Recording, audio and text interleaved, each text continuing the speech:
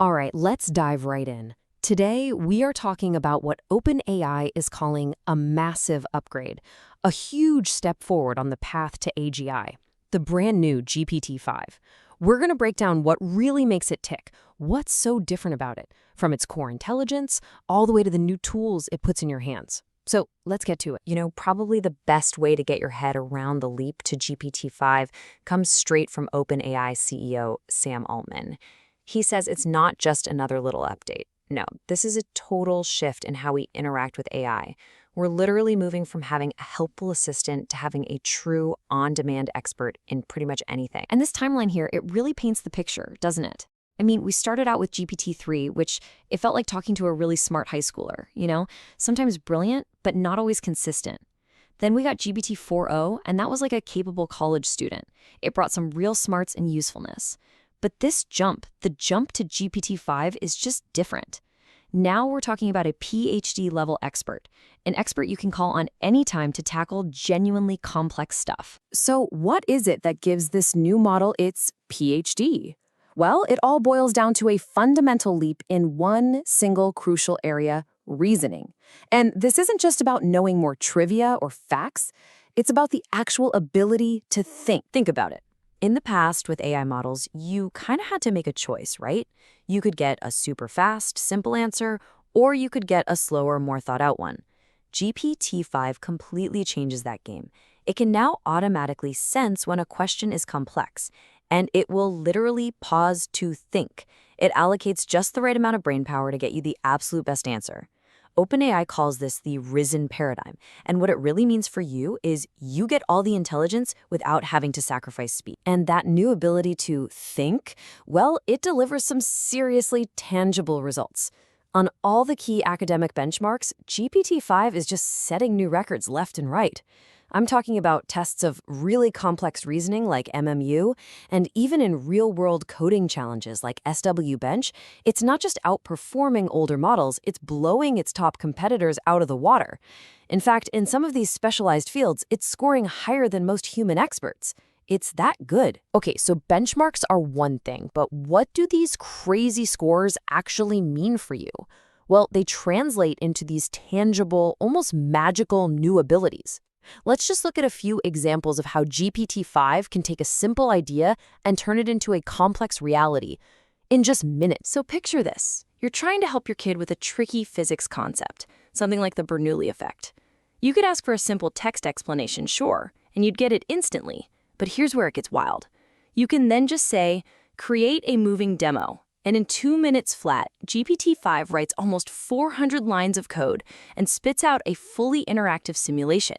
It turns this abstract theory into something you can actually see and play with. Incredible. And it's not just about the technical stuff. The improvement in writing quality is, honestly, it's stunning. When someone asked the older models to write a eulogy, the response from GPT-4o was, decent, but it felt like a generic template. GPT-5, on the other hand, delivered something with actual rhythm, with nuance, with genuine emotional resonance. It feels less like an AI and more like a friend who just happens to have a super high IQ and EQ. Okay, let's take this a step further. Forget just writing. What about building an entire application from scratch? This right here, this is the entire prompt. Just a simple, plain English request: build a web app for my partner to learn French. That's it. OpenAI calls this vibe coding, where you're not writing code, you're just expressing an idea, a vibe. And just a few minutes later, boom, the whole thing is generated. A beautiful, interactive web app with a daily progress tracker, flashcards, quizzes. It even built a custom game where a little mouse eats cheese to reveal new French words. I mean, come on. This kind of software on demand was just science fiction until now. So all this new power is being paired with a new focus on making the AI more personal, more deeply integrated into your life. It's really about making ChatGPT feel like it's your AI. And this personalization happens on a couple of levels. So on the surface, yeah, you can change cosmetic things like color themes, or you can even give the AI a different personality, make it supportive or professional or even sarcastic if you want. But the deeper and frankly more powerful change comes from integration. With better memory and new connections to your Gmail and Google Calendar, it can finally understand your world, your context, your schedule, and help you manage your life in a way that's actually proactive. And the impact of having this kind of expertise so accessible, well, it can be life-changing. Carolina Millen shared this incredibly powerful story about being diagnosed with 3 different forms of cancer. In that moment of absolute panic, staring at a complex biopsy report she couldn't understand, her first instinct was to turn to ChatGPT. And this is where you see the crucial difference. An older model might have just translated the medical jargon for her. But Carolina found that GPT-5 went so much further.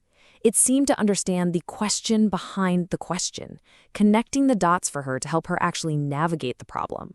It became, in her own words, a true thought partner during what was the most challenging time of her life. Now, the impact of GPT-5 goes way beyond just you and me in a chat window. This is a foundational model.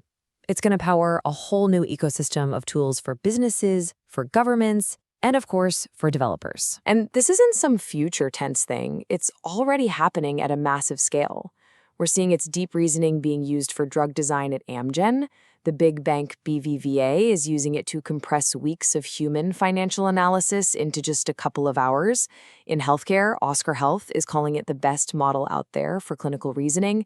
It's even being rolled out across the U.S. government to as many as 2 million federal employees. And for all the builders out there, the developers who are going to create all these new tools, OpenAI is releasing a whole family of models. You've got the flagship GPT-5 at the top, of course, but there's also a faster, cheaper mini version and an incredibly cost-effective nano model. We're talking 25 times cheaper, which lets builders pick the perfect mix of power, speed, and cost for whatever they're building. Now, with all this new power comes a need for more nuanced safety. So GPT-5 is introducing a new approach they call safe completions. You know that frustrating moment when an AI just says, "I'm sorry, I can't help with that"? Well, instead of just refusing a prompt that might be sensitive but is actually legitimate, the model now tries to be as helpful as possible while guiding you towards safe alternatives. And that just means fewer of those annoying dead ends. So, all of this incredible acceleration in what's possible, it brings us to a really critical question. What comes next? Where is all of this heading? To really get a sense of just how fast things are moving, check this out. There's this benchmark called Tower Square. It tests an AI's ability to use different tools to solve complex problems. Just 2 months ago, the best model in the entire world scored a 49%. Today, GPT-5 scores 97%. That's not just progress. That is a profound, almost unbelievable acceleration. So, what's driving that insane speed? Well, a huge part of it is that researchers are now using today's best models, like GPT-5, to generate super high-quality training data for tomorrow's models. And that creates this powerful, recursive loop, where each AI generation helps build an even smarter and more capable one to follow it. And that brings it all back to you. We've seen an AI build interactive physics demos, write prose with real feeling, and even generate a whole 3E game from just one sentence. So the final question really isn't about the technology anymore, it's about what we do with it.